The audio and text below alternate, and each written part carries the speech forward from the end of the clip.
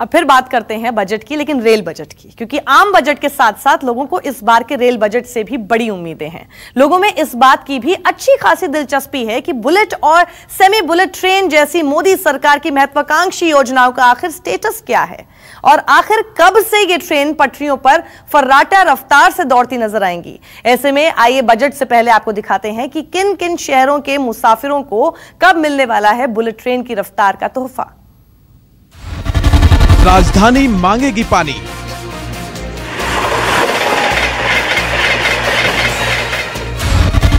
शताब्दी की कहानी पुरानी,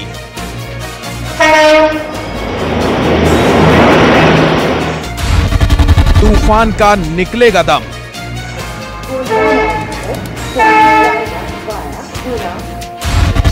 जब पटरी पर उतरेगा प्लेन,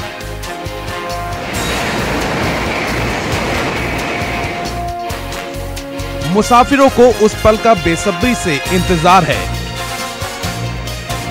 जब ट्रैक पर रॉकेट और गोली की रफ्तार में होगी कांटे की टक्कर, जब पटरी पर होगा प्लेन के साथ प्रकाश की रफ्तार का मुकाबला और जब बिजली के साथ होगी तूफान की भिड़ंत।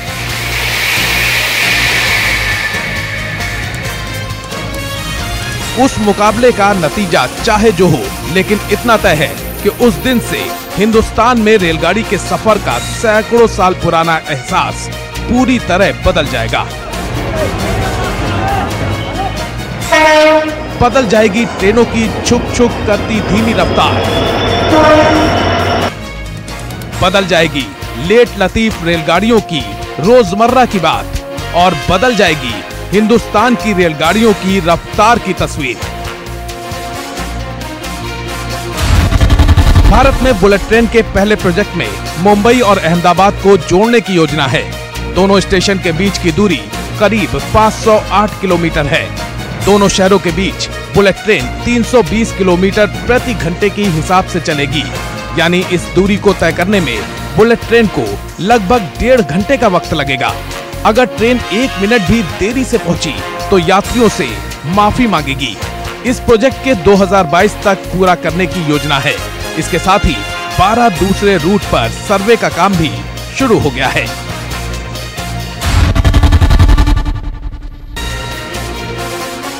बुलेट ट्रेन की रॉकेट वाली रफ्तार से मुकाबला करने के लिए सेमी हाई स्पीड ट्रेन भी पूरी तरह तैयार है। पूरी तरह स्वदेश निर्मित ट्रेन 18 को वंदे भारत का नाम दिया गया है। इसे तमिलनाडु की कोच फैक्ट्री में तैयार किया गया है और आने वाले दिनों में ये देश में सफर के अनुभव को बदलने का मादा रखती है। इसे दिल्ली से वाराणसी के बीच चलाने की योजना है। दोनों स्टेशन के बीच की दूरी करीब 755 किलोमीटर है, जिसे वंदे भारत एक्सप्रेस 160 किलोमीटर प्रति घंटे की रफ्तार से तय करेगी। यानी इस दूरी को तय करने में इसे लगभग 4.5 घंटे का ही वक्त लगेगा और पटरी पर उतरने के लिए इसे सिर्फ पीएम के हरी झंडी मिलने का इंतजार है। सरकार का दावा है कि देश की पहली हाई स्पीड ट्रेन यानी बुलेट ट्रेन 2022 तक शुरू हो जाएगी, जो कि पहले 2023 तक शुरू होने वाली थी।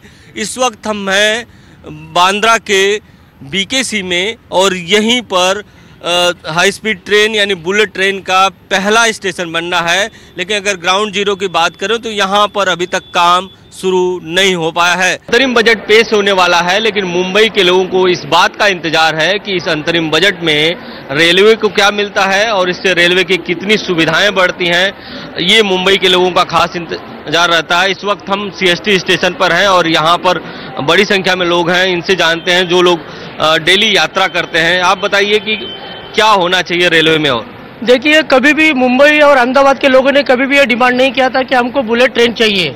बुलेट ट्रेन जबरदस्ती थोपा जा रहा है एक व्यक्ति के स्वप्न के लिए। अंतर्राष्ट्रीय स्तर पर ये सही में गौरव का मुद्दा होगा। अब अगर पिछली सरकार इसके बारे में कुछ नहीं कर सकी तो ये सरकार कर रही। अपना सिस्टम सुधारना चाहिए, अपने इंडियन ट्रेन सुधारना चाहिए, बाद में बुलेट ट्रेन की तरफ जोड़ना चाहिए। यही ट्रेन पहले यहाँ पैसेंजर को सुविधा नहीं मिल रही है और अब बुलेट ट्रेन की बातें करते हैं। 7-8 साल से अभी मुंबई में सर ट्रैवलिंग कर रहे हैं तो सुधार तो इतना देखने में नहीं मिला है। फिर भी जो अभी मेट्रो चल रहा है हमारा, उसकी वजह से बहुत लोगों को आसानी हो गया है। जो ओवरलोड है, जो सुबह हम लोग आते हैं ट्रेन में एकदम ओवरलोड, पाँव रखने की जगह रहता है और फ्रीक्वेंसी भी आधा एवरी हाफ एन आवर के बाद है। सो फ्रीक्वेंसी कम होना चाहिए और नंबर ऑफ ट्रेन बढ़ाना चाहिए। ट्रेन आधा पौन घंटा लेट रहती है, इसको पब्लिक के लिए ये होना चाहिए। 25 साल से सफ़र कर रहा हूँ। रेल में तो देखना जाए तो बहुत सुधार की ज़रूरत है। आज 25 साल के बाद भी कुछ बदलाव ज़्यादा नज़र नहीं आता है। ट्रेन तो बहुत मुश्किल है क्योंकि हम 8-9 साल से हम ट्रेन में सफ़र करते आ रहे हैं, फिर भी आधा पौना घंटा ट्रेन लेट क्यों होती है। बुलेट और सेमी बुलेट ट्रेन से मुकाबला करने के लिए रैपिड रेलगाड़ी भी पूरी तरह तैयार है। रैपिड ट्रेन के लिए अलग से कॉरिडोर का निर्माण किया जा रहा है। खास बात यह है कि छोटी दूरी तय करने वाली इन ट्रेनों की रफ्तार 150 किलोमीटर से भी ज्यादा होगी। पहली रैपिड ट्रेन दिल्ली से मेरठ के बीच में चलाने की योजना है। दिल्ली से मेरठ की दूरी करीब 90 किलोमीटर है, जिसे रैपिड ट्रेन सिर्फ 55 मिनट में पूरा करेगी, वो भी तब जब इस कॉरिडोर के कुल 22 स्टेशन पर रुकेगी। कॉरिडोर में ट्रेन 180 किलोमीटर प्रति घंटे की रफ्तार से दौड़ सकेगी। इसके लिए पटरियों की टेस्टिंग का काम पूरा कर लिया गया है। 2024 से रैपिड ट्रेन की सेवा शुरू हो जाएगी। मोदी सरकार कल अपना अंतरिम बजट पेश करेगी और बजट पेश करेंगे रेल और वित्त मंत्री पीयूष गोयल। जब रेल और वित्त मंत्री पीयूष गोयल बजट पेश करेंगे तो ट्रेन 18 का जिक्र वो जरूर करेंगे, क्योंकि मेड इन इंडिया के तहत बनी वो ट्रेन अब तक देश की सबसे स्पीड और सबसे तेज गति से चलने वाली ट्रेन है। हम यहाँ के लोगों से बातचीत करते हैं। जो ट्रेन 18 ट्रेन है, जिसका अब नया नाम भी आ गया वंदे मातरम एक्सप्रेस, वो आपके शहर से भी होकर गुजरेगी। एक बड़ी अचीवमेंट के तौर पर आप इसे मानते हैं? यस सर, बहुत बढ़िया ट्रेन है। ये चलेगी, हम लोगों के लिए अच्छी सुविधा मिलेगी, हम लोग टाइम की बचत होगी। नया दौर है, ये ट्रेन चल रही है, हम लोग के लिए सुविधाजनक है। बहुत जल्दी कोई जरूरत है, हम लोग 1 घंटे के अंदर पहुंच जाएंगे बनारस। 4 घंटा 5 घंटा हम लोग सफर करते हैं जाने में। पूरे भारत में चले ट्रेन इस तरह से, सबका समय बचेगा।